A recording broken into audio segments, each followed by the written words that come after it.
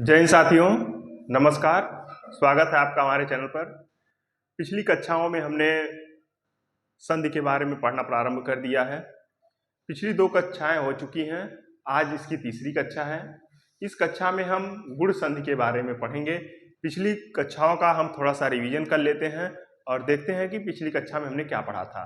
पिछली क्लासेज में हमने आपको संधि बताया था, संधि की परिभाषा बताई थी कि 2 वर्णों के मेल से जो विकार होता है या परिवर्तन होता है, उससे जो शब्द का निर्माण होता है उसे हम संधि कहते हैं। स्वर संधि। संधि कितने प्रकार की हैं? 3 प्रकार की। एक है स्वर संधि, दूसरी है व्यंजन संधि और तीसरी है विसर्ग संधि। स्वर संधि में स्वर के सामने यदि स्वर आता है तो स्वर के रूप में जो परिवर्तन होता है उसे हम स्वर संधि कहते हैं। स्वर संधि 5 प्रकार की होती है।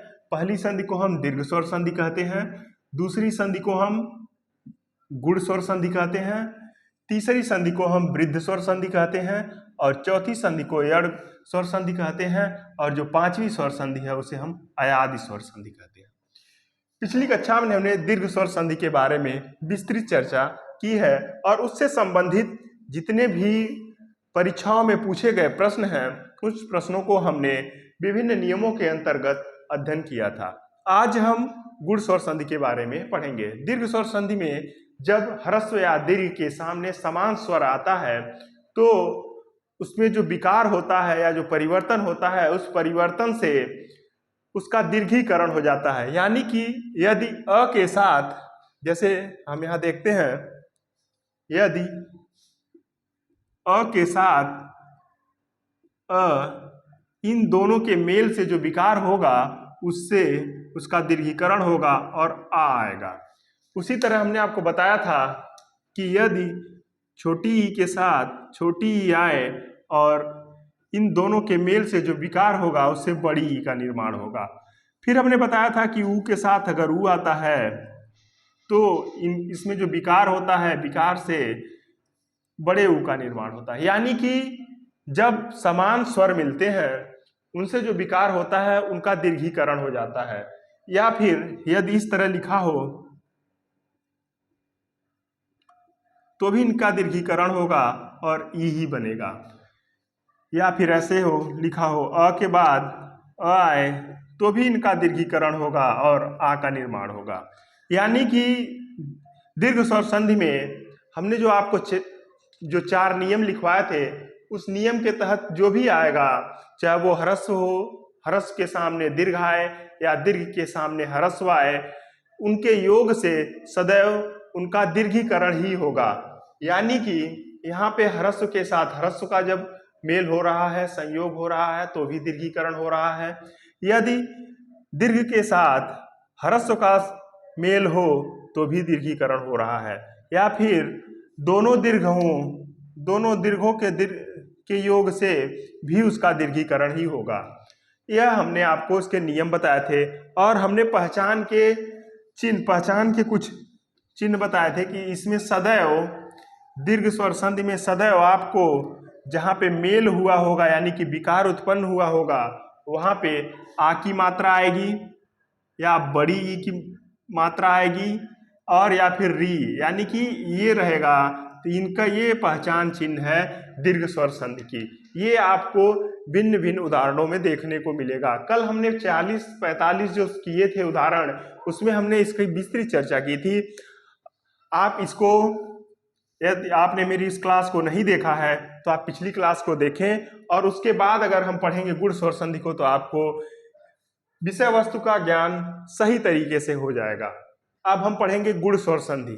गुण स्वर संधि में यदि अ और आ के बाद छोटी ई, बड़ी ई, छोटा ऊ, बड़ा ऊ या री आए तो इन स्वरों के मेल से जो इसमें विकार होगा, परिवर्तन होगा, उससे यदि अ और आ के साथ ई या बड़ी ई आती है तो उससे जो विकार होगा उससे ए का निर्माण होगा। यानी कि वहां पे ए की मात्रा आएगी। जैसे यहाँ पे हमने लिख रखा है नियम में, अगर अ के साथ अ या आ के साथ छोटी या बड़ी ई आती है तो ए का निर्माण हो रहा है, ए, ये उसकी मात्रा है।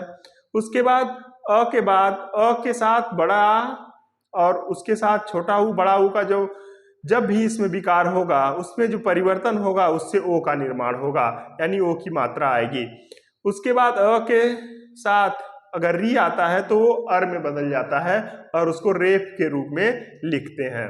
पहचानने का तरीका है कि जहां पे संधि हुआ होगा, जब उसको हम विच्छेद करेंगे किसी भी संधि शब्द का, तो सदैव हमें संधि विच्छेद करते समय ये पता चलेगा, या हम उसका जब उच्चारण करेंगे तो हमको ए, ओ और अर की ध्वनि प्राप्त होगी।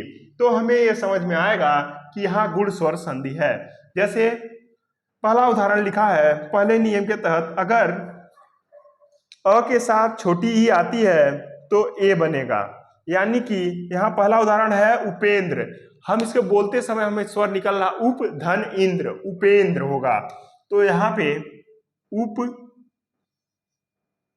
के साथ इंद्र के मेल से बना उपेंद्र। अब इसको अलग अलग टुकड़े में तोड़ के देख लेते हैं। इसका प के साथ यानी कि ये व्यंजन के साथ, हमने आपको बताया था जब व्यंजन स्वर पढ़ा रहे थे, तो इस तरह लिखते हैं, प को इस तरह लिखेंगे। उसके बाद इंद्र का ई, और अ और ई जब इन दोनों के मेल से या संयोग से ए और ए की मात्रा होती है, तो ये हो गया ए। अब उपेंद्र, उपेंद्र में उपेंद्र है उप, प के साथ अ है, क्योंकि ये स्वर है तो इसके साथ ये जब मेल करेगा तो उप हो जाएगा। प इंद्र, ए की मात्रा उपेंद्र, और इंद्र जो है उसी तरह हमने लिख दिया, तो ये बना उपेंद्र। जैसे अगर आप इसे विस्तृत समझना चाहें तो इस तरह से इसको,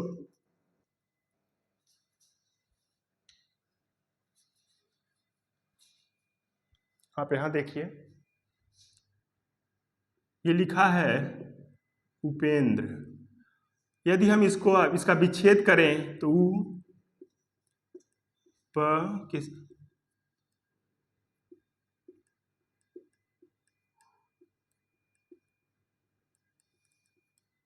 अब ये देखिए ये दोनों स्वर, इन दोनों के स्वरों के बीच में विकार हुआ या परिवर्तन हुआ और ये परिवर्तित होके ए बन गए,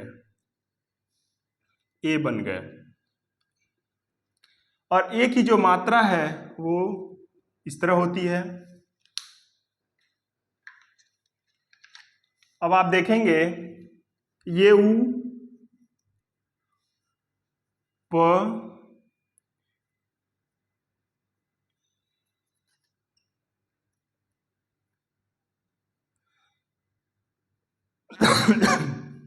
अब इसका इसके साथ मेल होगा और ए की मात्रा, तो ये बना उपेंद्र।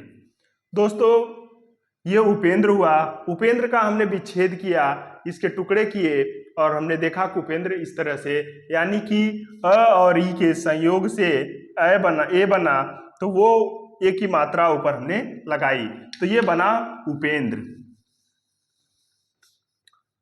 अब अगले उदाहरण को देख लेते हैं। लिखा है प्रेत, प्रेत का जब हम विच्छेद करेंगे तो होगा प्र और इत, तो ये हो जाएगा प्रेत। प्रेत में प्र और ईत मिलेंगे तो बनेगा प्रेत। अब आप देखेंगे ये प्र है और ई है, प्र का यहाँ का अ और ये यहाँ की ई, इन दोनों के मेल से ए की मात्रा का निर्माण हुआ, तो हमें यहाँ लिख दिया प्रेत। अगला उदाहरण है शुभ इच्छा, बोलने से ही स्वर आ रहा, शुभ धन इच्छा, शुभेच्छा। शुभ का योग इच्छा से हो गया, तो ये हुआ शुभेच्छा। अब यहाँ पे यहाँ का भ का जो अ है और इच्छा का जो ई है, उन दोनों के मिलने से ए की मात्रा का निर्माण हुआ, तो हो गया शुभेच्छा। स्वेच्छा, स्वेच्छा का जब हम विच्छेद करेंगे तो होगा स्व इच्छा, स्वेच्छा। समझ में आया? ये है स्वेच्छा। अब यहाँ का अ और इसके साथ का ई, इन दोनों के मेल से विकार हुआ और ए की मात्रा का निर्माण हुआ। इसी तरह लिखा हुआ है भारतेंदु, भारतेंदु का जब हम विच्छेद करेंगे तो होगा भारत इंदु। त का अ और ई इन दोनों के योग से बना अय, तो वो हुआ भारतेंदु। अगला नियम है, अगर अ के साथ बड़ी ई आ जाए तो भी ए होगा। अब हम इसमें देख लेते हैं। पहला शब्द है सुरेश। सुरेश को जब हम विच्छेद करेंगे तो होगा इसका विच्छेद सुर धन ईस, ये हो गया सुरेश। र का अ, आप यहां देखेंगे सु र अ ई और स। अब आप देखेंगे इस नियम को यहां पर अप्लाई करेंगे तो ये ई और ई मिलके ए हो जाएगा, तो ये ए हो गया। तो हम लिखेंगे सु र और स। अब ये इसके साथ इसका मेल होगा। अब हम इसके इस स्वर की जगह इसके संकेत यानी मात्रा को प्रयोग में लाएंगे और ये हो जाएगा सुरेश। आपको ये समझ में आ गया होगा कि सुरेश किस तरह बना। सुरेश में हमने इसका अलग अलग जो है टुकड़े टुकड़े किए सभी को।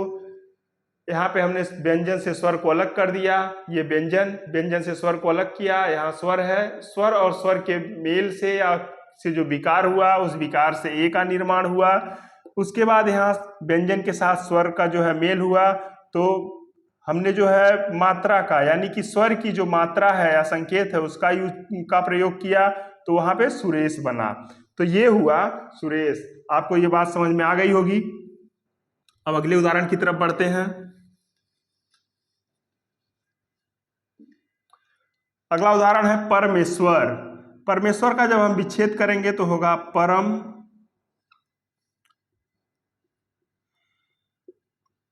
ईश्वर। इसी तरह देखिए आप परम ईश्वर। अब अगला विच्छेद करेंगे सर्वेश्वर। सर्वेश्वर का जब हम विच्छेद करेंगे तो होगा सर्व ईश्वर। यहाँ पे व का अ और ई बड़ी इन दोनों के योग से जो विकार हुआ एक ही मात्रा का निर्माण हुआ और यहाँ हुआ सर्वेश्वर। उसी तरह लिखा है कमलेश। इसका विच्छेद करेंगे तो होगा कमल और ईश, तो इन दोनों के योग से बना कमलेश। उसके बाद लिखा है खगेश। खगेश का जब हम विच्छेद करेंगे होगा खग और ईश, इन दोनों के योग से बना खगेश। साथियों, जब हम आपको स्वर और व्यंजन पढ़ा रहे थे तो हमने आपको ये बताया था कि किस तरह से स्वर को व्यंजन से स्वर को अलग किया जाता है। उसी तरह यहाँ पे व्यंजन है, व्यंजन से स्वर अलग होता है और वो स्वर के साथ फिर उसका मेल होता है, उसके मेल से जो विकार होता है वहां पे एक ही मात्रा का निर्माण होता है। अब हम अगले नियम की तरफ बढ़ते हैं। आ के साथ छोटी तो भी ए का ही निर्माण होगा। यहाँ पे नियम में लिखा हुआ है आ के साथ अगर छोटी ई आए तो ए का ही निर्माण होगा। तो पहला उदाहरण है महेंद्र। महेंद्र का अगर हम विच्छेद करेंगे तो होगा महा धन इंद्र, तो ये हो गया महेंद्र।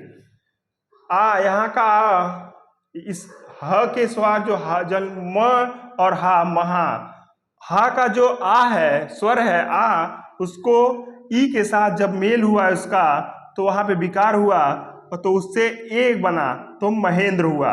उसी तरह रसेंद्रिय लिखा हुआ है। रसेंद्री का जब हम विच्छेद कर रहे हैं रसन इंद्रिय। उसी तरह यथेष्ट, यथेष्ट का लिखा हुआ है, अगर हम इसका विच्छेद करेंगे होगा तो यथा धन यथेष्ट इष्ट। यथेष्ट का हुआ यथेष्ट। रमेंद्र, रमेंद्र का हम विच्छेद करेंगे तो होगा रमा और इंद्र। राजेंद्र, राजेंद्र का विच्छेद करेंगे तो होगा राजा इंद्र। इसका एक अपवाद भी है, कभी कभी इसमें पहला नियम फॉलो करता है अ के साथ ही का, तो इसका विच्छेद ये भी हो सकता है राज धन इंद्र, यानी कि राजधन इंद्र। तो ये हुआ राजेंद्र। अब हम अगला नियम लिखेंगे, आ के साथ बड़ी, उसको देखेंगे साथियों। स्वर संधि के नियम और पहचान चिन्ह, जब भी जो शब्द लिखे होंगे उन शब्दों में इन मात्राओं का प्रयोग किया गया होगा, यानी कि ए की मात्रा, ओ की मात्रा या रेफ वाला र, इनका प्रयोग हर बार हुआ होगा। इसे आप लिख लीजिए। अगला नियम है आ के साथ बड़ी, और तो भी ए का ही निर्माण होगा, यानी कि इन दोनों के मेल से जो विकार होगा वो होगा ए, यानी कि रमेश को अगर हम इसका विच्छेद करें रमेश का, तो होगा रमा धन ईस, ये हो जाएगा रमेश। अब आप यहाँ पे इसको आप समझना चाहते हैं आसानी से, तो माँ का म और आ, ईस का ई, इन दोनों के मेल से विकार होगा और ए का निर्माण होगा। और ए की जगह हम उसकी मात्रा का यूज करेंगे, इसकी मात्रा का संकेत ये है, उसको यूज करेंगे और बनेगा रमेश, उसके प्रयोग से बना रमेश। अगर हम महेश्वर का विच्छेद करें तो होगा महा धन ईश्वर। यहाँ आ और यहाँ की बड़ी, इन दोनों के मेल से जो विकार होगा उससे ए की मात्रा का निर्माण होगा। राकेश, राकेश का विच्छेद होता है राका ईस। उसी तरह लंकेश का अगर विच्छेद करें तो होगा लंका।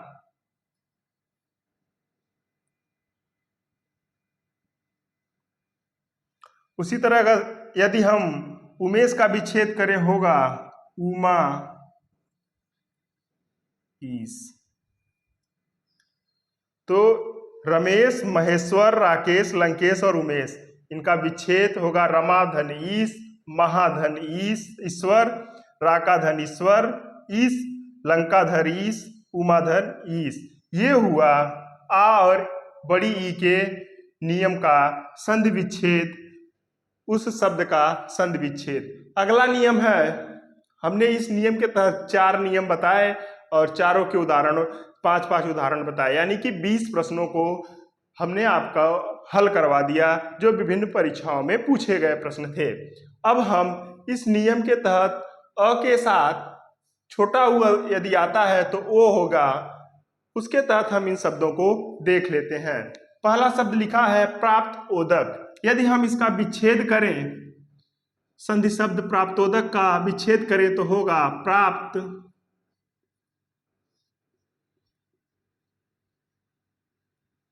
उदक।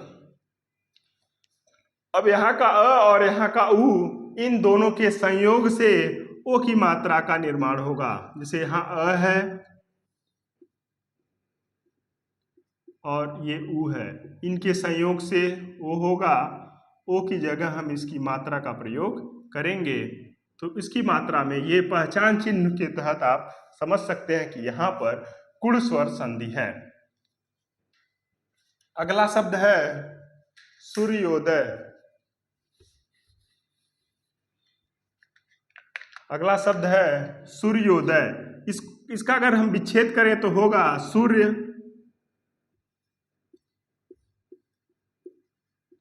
उदय, सूर्योदय। चंद्रोदय, चंद्रोदय का विच्छेद करें तो होगा चंद्र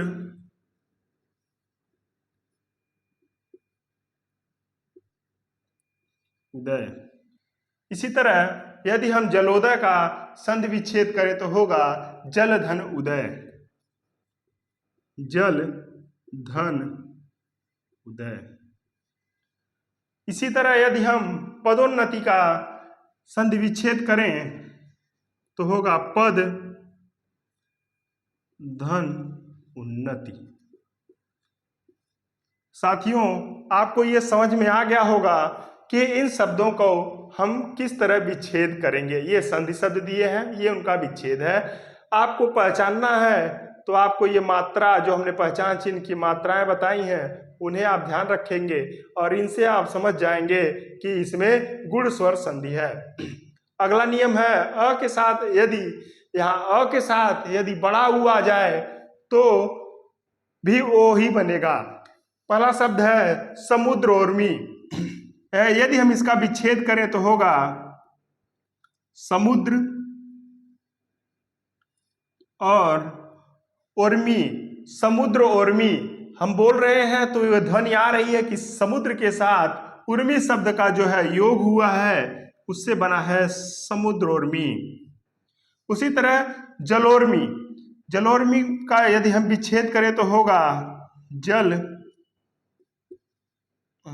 धन उर्मी।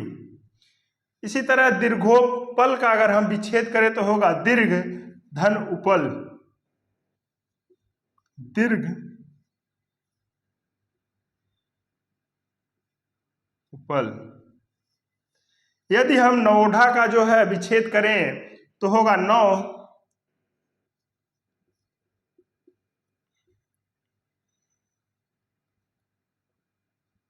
उठा।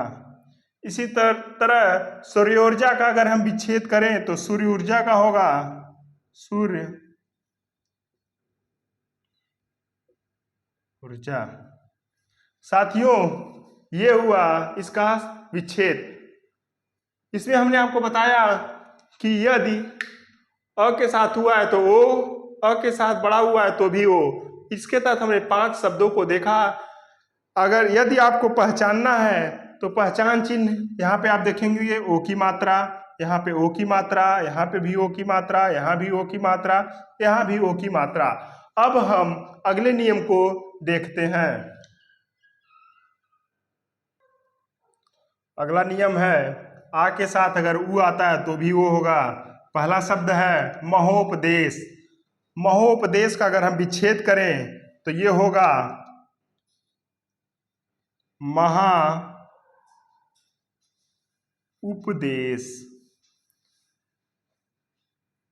इस संधि शब्द को जब हम विच्छेद करते हैं तो देखते हैं महा यहाँ का आ और ये ऊ, आ और ऊ ओ हो गए तो ये बना महोपदेश। और यहाँ पे इस चिन्ह से आप पहचान लेंगे कि ये गुण स्वर संधि है। उसी तरह लिखा है महोत्सव, यहाँ ओ है तो आप पहचानेंगे ये होगा महाधन उत्सव। महाधन उत्सव ये हो गया महोत्सव। इसी तरह लिखा हुआ है महोदय। महोदय का यदि हम विच्छेद करें तो होगा महाधन उदय, ये हो गया महोदय। यदि हम गंगोदय का विच्छेद करें तो होगा गंगा धन उदय। गंगा उदय।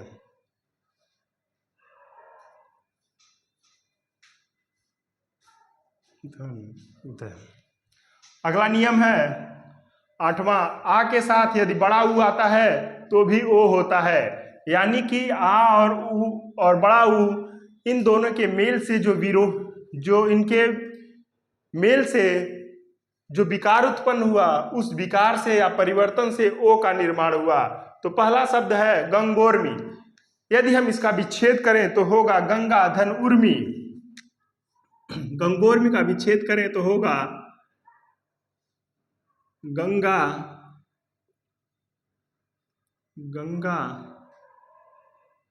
धन उर्मी।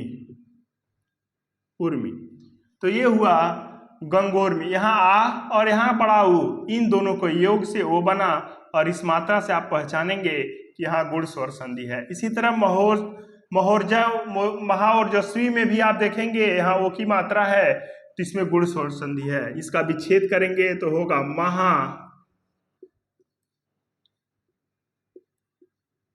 ऊर्जस्वी। इसी तरह महोर्मी का यदि हम विच्छेद करें तो होगा महाधन उर्मी। महाधन धन उर्मी। यदि हम महो ऊर्जा का विच्छेद करें तो होगा महा धन ऊर्जा।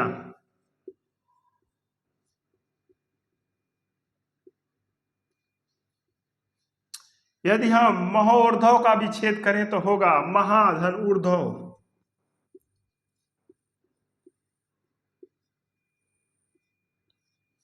साथियों, ये इसके विच्छेद हुए। 8वें नियम के तहत आ के साथ अगर बड़ा ऊ आता है तो वो बनता है। अगला नियम है आ, अ और आ के साथ यदि री आ जाए तो इसके दो कंडीशंस बनेंगे, अ के साथ री आए या आ के साथ री आए। पहला शब्द है इसमें तो ये अर में बदलेगा, अ के साथ री आता है तो ये अर में बदलेगा। इसके पहचान का जो चिन्ह है यहाँ आप देखेंगे री की मात्रा लगी हुई है, इससे आप पहचान जाएंगे कि ये रेफ रूप में र लिखा हुआ है। यदि हम देवर्षि का विच्छेद करें तो होगा देव, यहाँ अ है और ऋषि। ये इसका विच्छेद हुआ देव और ऋषि। अब अगर यार यहाँ का अ, इसको आप समझ लीजिए।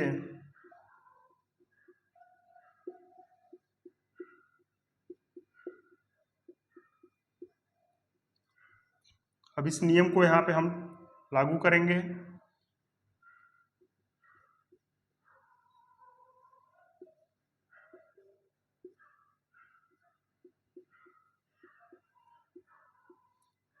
अब ये यहाँ के हलंत को हटा देगा और ये जो र है ये यहाँ से इसके रेफ रूप में चला जाएगा। ये बना देवर्षि। आपने इसे देखा, समझ में आया होगा। अब हम बचे हुए शब्दों का विच्छेद कर लेते हैं और देखते हैं कि उनका विच्छेद क्या होगा। सप्तऋषि, सप्तऋषि का अगर हम विच्छेद करें तो होगा सप्त ऋषि। इसी तरह यदि हम ब्रह्मर्षि का विच्छेद करें होगा ब्रह्म ऋषि। अब अगला नियम है आ के साथ यदि री आता है तो भी अर में बदलेगा। इसका उदाहरण है महर्षि। इसका विच्छेद करेंगे तो होगा महा ऋषि। राजर्षि का अगर हम विच्छेद करें तो होगा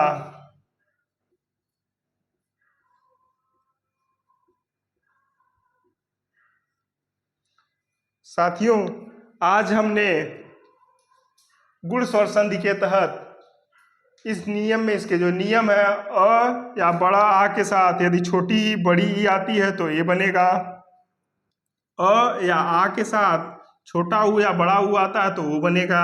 अ या बड़ा आ के साथ री आती है तो अर बनेगा। इसके तहत हमने 10 नियमों को देखा। अलग अलग जितने भी यदि अ के साथ छोटी ई आए, अ के साथ बड़ी ई आए, आ के साथ छोटी ई आए, आ के साथ बड़ी ई आए, अ के साथ छोटा ऊ आए, अ के साथ बड़ा ऊ आए, आ के साथ छोटा ऊ आए, आ के साथ बड़ा ऊ आए, अ के साथ री आए, आ के साथ री आए। इन सारे नियमों को हमने आपको विस्तृत यहाँ पर समझाया है।